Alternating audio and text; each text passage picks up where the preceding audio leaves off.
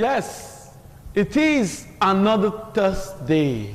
And of course, every Thursday afternoon, it is a current affairs program, 60 Minutes Nigeria, where topical issues are discussed and dissected by eminent personalities. Welcome to this week's edition. My name is Ego Sagmalao.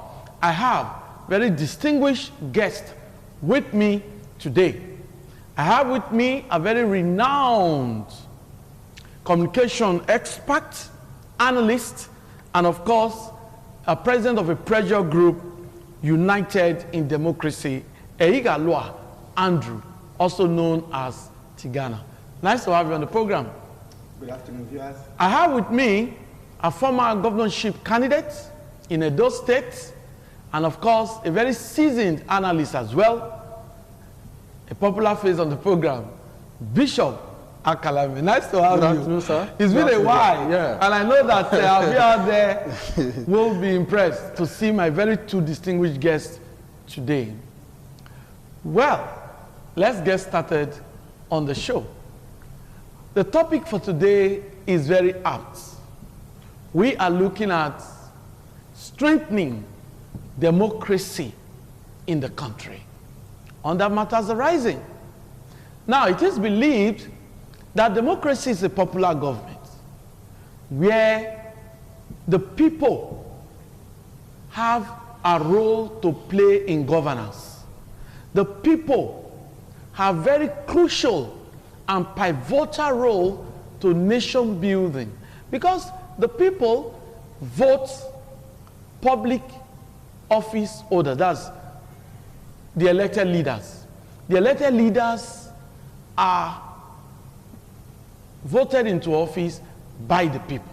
So democracy allows the people to participate in governance that way.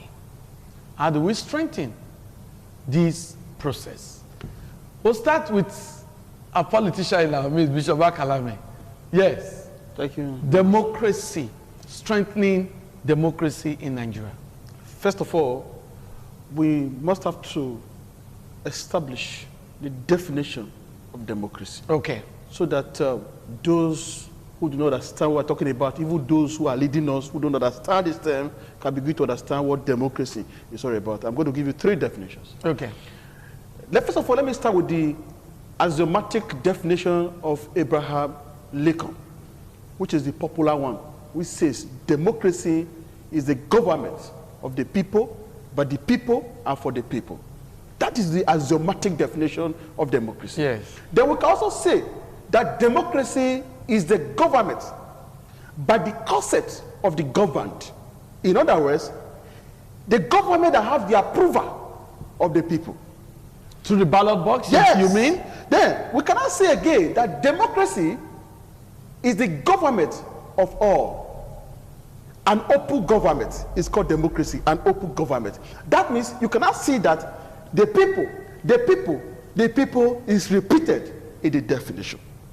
And this kind of democratic system of government started in the ancient Greek states, where two Greek words were now fused to give birth to democracy. The demos refers to the people. The decretia refers to the government or the rule. So by the time you now marry the demos with the creation, that gives birth to what is called democracy. And in the ancient Greek, the kind of democracy that was practiced there was direct democracy. Why? Because the people were few. Then I told you again that yes. we have two types of democracy. Yes. We have the direct democracy and the indirect democracy. Yes. The direct democracy is when everybody have to go to the assembly and partake in the decision making. You see that? That means you and I have to go to, now we are from Edo State. Yes. That means all of us, irrespective of your local government, we have to go to the assembly there and partake in the decision making of the state. But because of the population, the people decide to go for an election, to the ballot, to elect a leader that will represent their interests. Because all of us cannot go there. You not go there. Honorable Egosa Agbolao, go to the assembly and represent our interests there. That does not mean that we are going there as your office. You are going there to represent our interests. That is the indirect democracy. That means you are accountable to the people. That means the government, your decision you are going to make are open to public criticism. That will tell you that election must be conducted periodically or at interval of time to elect leaders that will periodically represent the interest of the people. This is what democracy is all about. Yeah. But if you look at it very well, in reality, what we are practicing today, what started in ancient Greek, is that what we are practicing today in Nigeria? It's an issue. Because majority of these our leaders, they have got to these areas where they have been given this opportunity to represent us. They now begin to privatize these public offices. They forgot it. That place you are occupying, if you are coming from a local government that has about 1 million people, it shows that you are to represent them, their interests, not you. Okay. You understand what I'm saying now? So we seem to be forgetting this because this is democracy. So any decision you are making there are subject to public criticism. We don't want it like this. Then the public opinion will not count because you are not functioning alone. You must carry the people along. And in all of this, we must be equal. The idea of superiority in other democracy is not allowed. Okay. Everybody is equal. What do you mean by everybody? How do you mean? So what we are saying here right now, before the law, we should be equal. The elected and the... Everybody, whether, Okay. what do you mean by elected? Okay. When, because you are elected to be a governor doesn't mean that you are better than me. We give you that mandate because all of us cannot go to government house to become governors. Yes. So we need only one person to represent the governors Yes. in the state. Okay. Likewise, the House of Assembly. Okay. All of us cannot go there to become legislators. Yes. We have to elect them because we are practicing the indirect democracy. Because Okay. we are now many. The number is much. The population is much. Do you think the Nahoro complex can accommodate every one of us? If we want to go there and take decision, let all of us go there and take decision. It's not possible. So there's need for us to represent what? Elect people. That's why we have 24 members to go and represent our interests, not their own interests. Okay. So anytime they're taking decision, they must put the people first. And that is what democracy is all about. Thank you very much. We'll come back to you. Let's get the thoughts of Igalo Andrew looking at democracy in Nigeria. What's your take? Well, I will go by the definition. What is democracy? Like Okay. you said. Yeah. Democracy is the government of the people, by the people, and for the people. Yes. Emphasis on the people. Okay. And for strengthening a democracy, the principle of separation of powers must be adhered to. Okay. That is the three arms of government: Yes. the legislative arm, judicial, and the executive. Yes. If properly managed, every country will enjoy the dividends of democracy. That is why they say democracy is the best form of government. But in Nigeria, the reverse is the case. I don't know how we coined our own kind of democracy in Nigeria, whereby an arm is more important or more valued than the other arm. Whereas in theory, they are supposed to be equal before the law. Take for instance, in Nigeria, I've observed that the executive arm, which is occupied by just one person, that is either the governor or the president, Yes. he cannot manipulate himself. That is why the executive arm, they make bills, they make laws and submit to the executive arm for deliberations and for approval, while the judicial arm interprets.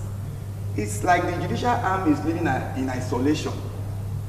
They don't interfere because indirectly the executive and the legislative arm, they control the judicial arm. Yeah.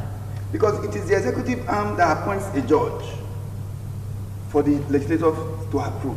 So you see a situation whereby if you want to become a judge, you start lobbying the executive, start lobbying the legislators. What is lobbying? The main definition for lobbying is not what we practice here in Nigeria. Lobbying is allowed in politics, but our lobbying here is kind of in a corrupt way.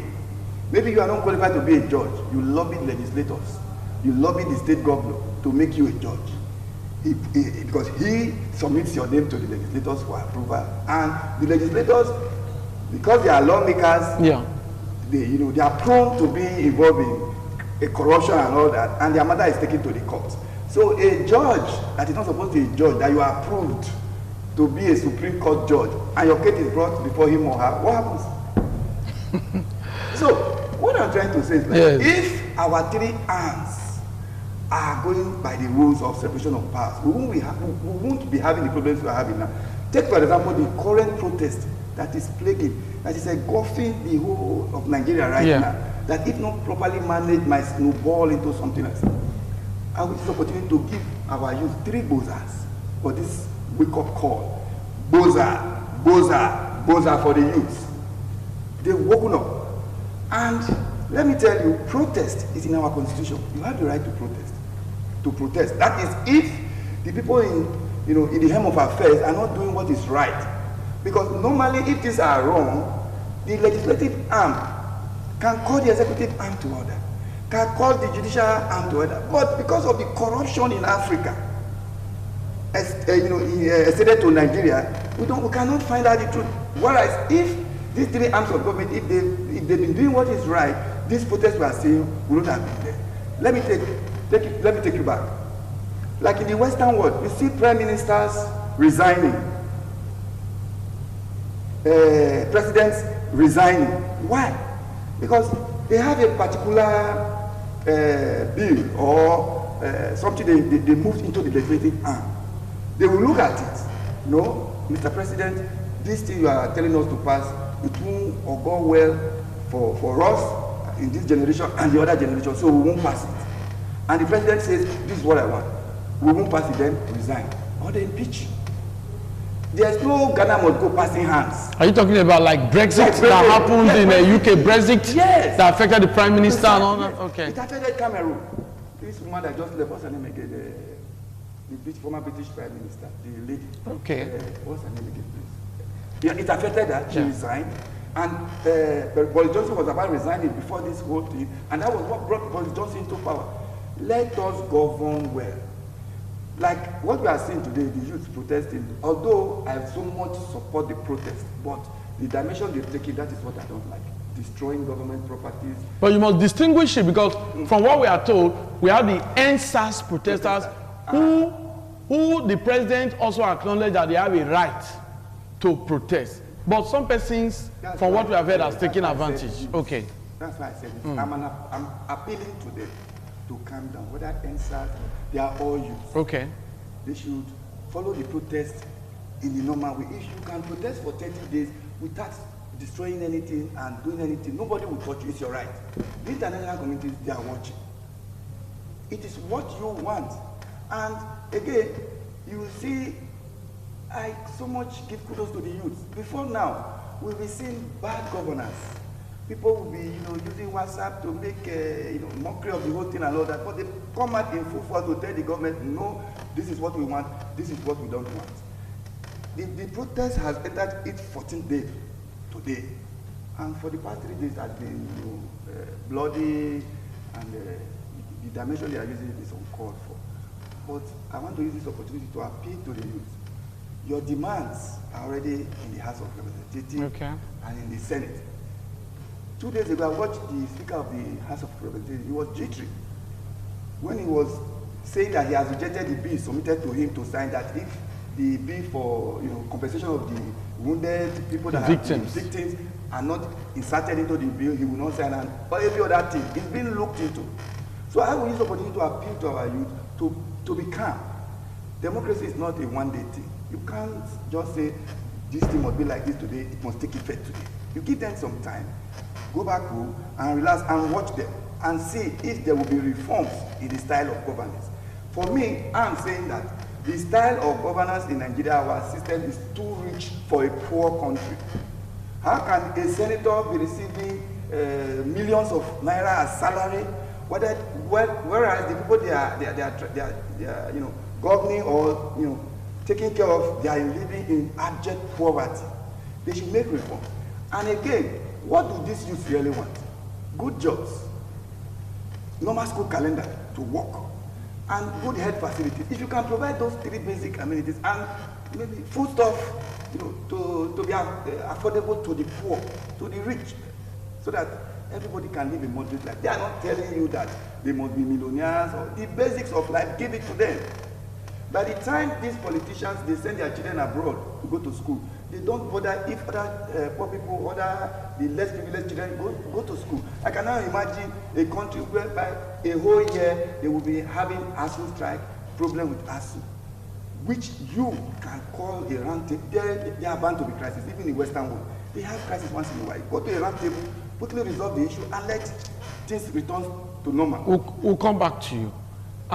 Bishop Akalame, we must make it very clear here that my guests passionately have reiterated the need for the problems of this country to be resolved amicably. Their opinions, whatever they've canvassed on this program, is their personal opinion and does not reflect the opinion of the station. Bishop Akalame. Thank you very much. Let me come in at this point regarding the protest. You see, we are Nigerians.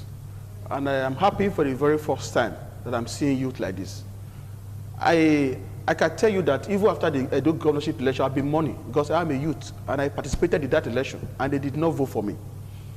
Why? Because I wanted to bring something new, youthful governance to the state. But you did not vote for me. But I'm not happy now that they are out there. They are agitating for youthful governance, that the governor should absorb about 50% of the youth. I am happy because that is where I belong. And I mean, why I'm not too happy now is that I wish this decision was taken. This protest came before the Edo State governorship election. Maybe I will have been the governor today. So when we begin to have this kind of changes in Nigeria, and what we expect is what? Good things of life in Nigeria. What baffles me, where I'm not too happy now, is you cannot see the protests going on nationwide, which have become worrisome to everybody, that you cannot even travel. You can't go to your office, you cannot do business. When I against it, we're happy because for the very first time, we are seeing the people engaging the leaders, holding them accountable. Mr. President, we have to be saying the truth. We have to speak to the truth. Mr. President, the #1 citizen of this country, has not come out to address us. Just say something. You know, I heard my friend, my colleague who said the youth have to calm down and go back to their houses.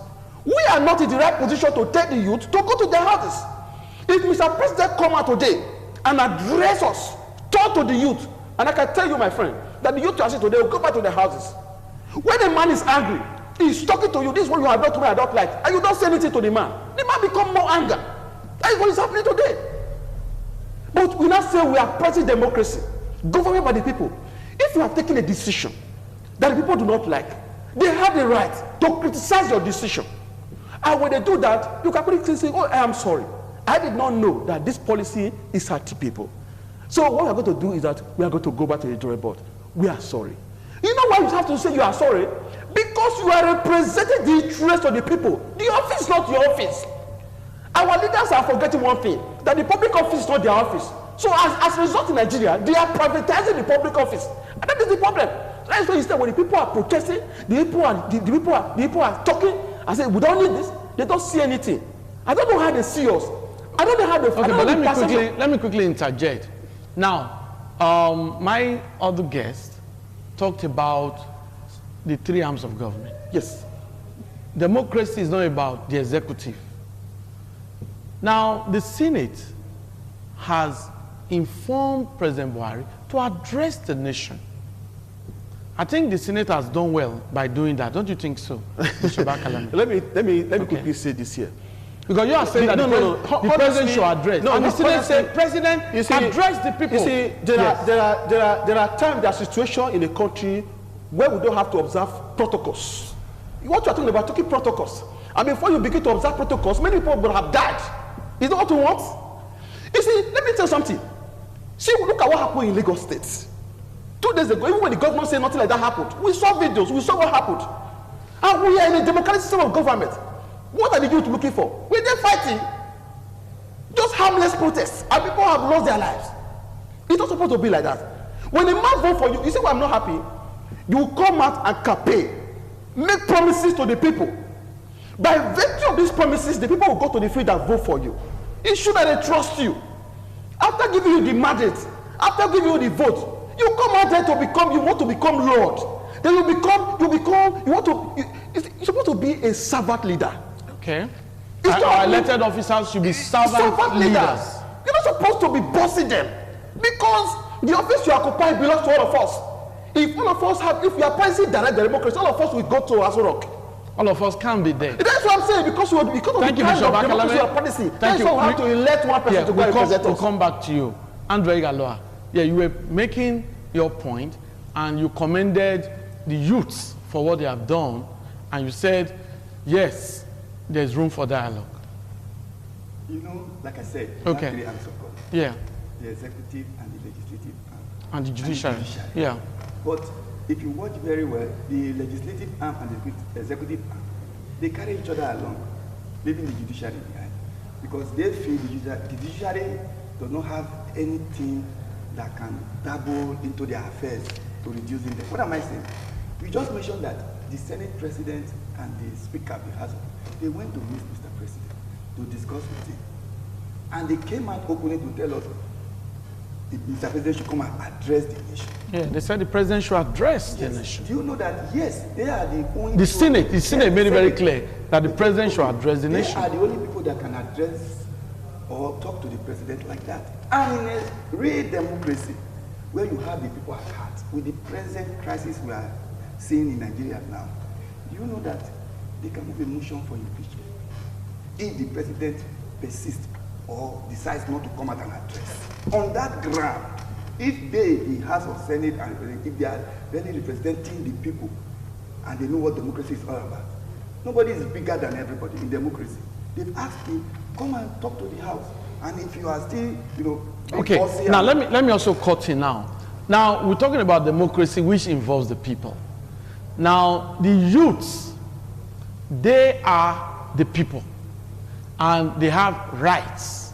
They have the right to demand what they want from government, because they are part of government. Of course. Without people voting, nobody can become governor, nobody can become senator, nobody can become... And so the people are very powerful with their PVC. So now what's the way forward? A quick one before we get Bishop Akalame again. The way forward right now, yes, I don't see the crisis ending without Mr. President coming to talk to the people. I don't foresee. Okay, you also want the President to do a nationwide broadcast? If before now, if he had done that, I think the youth would have just question of talking to your people, taking them in. Thank God he's an elderly man. Taking them as your He's father of the nation. Taking them as your children. Yes, nobody is perfect. Oh, I didn't think it like this, and then whatever your reform, whatever your demands are, we are going to look into it. Give us so time, and we'll get back to you. I don't think you will still see any youth outside. Okay, Baba has spoken. I can remember when Obasanjo was the president of this country. There was crisis in Ekpoma, State University. The children were, going haywire, making trouble. Obasanjo flew in and went to Ekpoma to address the students. When the students saw him, they were shouting, Baba, Uncle Shege, Shege. He was laughing. He said, what is Uncle Shege? You people you want to destroy government property? He laughed, and within a second, the matter ended. Obasanjo left. His presence, we're not saying you should come to Edo or Lagos. Now just come on air and talk to your people. Imagine if your house, if there's crisis in front of your gate, in your house, and you are inside the house. Do you think, and they know you are inside the house, and they are fighting, do you think if you don't come and that fight will ever stop? Even if you send your son or your children, and they know Mr. Ewosa is at home, and if you don't come out to talk to them, you think that fight will stop? It won't. It will linger. So there's need for somebody to talk to the people. At this point in time, if Mr. President can be going around 36 states in Nigeria begging for votes, vote for me, I want to be president. Now there is crisis. Good or bad, you must talk to the people. Thank you. Let's get the thought of Akalame. What's the way forward? The way forward is that if the president refuses to do something, and I believe that the governors too can do something, not by imposing curfew. You see, we are saying that the democratic system of government guarantees the fundamental human rights. When you are imposing curfew on the movement of the people, you are infringing on their rights. Yes, that's what the Constitution says, because we're a democracy. We are not in a military regime. And I believe that what the governor should do, the governor should do, take for example, you are governor of Abia State, you are governor of Edo State. Now the president have refused to address the youth. If the governor of Edo State now say I want all the youth, those protesting in a Bowo, those in a New Benin, those in a Ring Road, please have a lunch with me at Ogbe Stage tomorrow. All of them will go. Want to go and take lunch with Baba? They will go there. After taking us and laugh about it, we have heard about what you want. Don't worry. Give me your demand. Let your leaders meet me in the office tomorrow. I will send your message to Mr. President. I tell you, no youth will see on the street again. Thank you, Bishop Akalame. Thank you. You know, we must say that this program creates the opportunity for divergent opinions. And my guests have done justice to today's topic. We'll be looking at strengthening democracy, and we've seen that the people are very, very important in any democratic rule. The people are powerful, and the people's desires, what the people want, must be respected by public office holders. On that note, I want to thank my guests. Thank you very much for your time. Today's program is still an abridged version because our children are home. We need to air an educational program to keep them enlightened on different subjects. That's kudos to the management of ITV for doing that.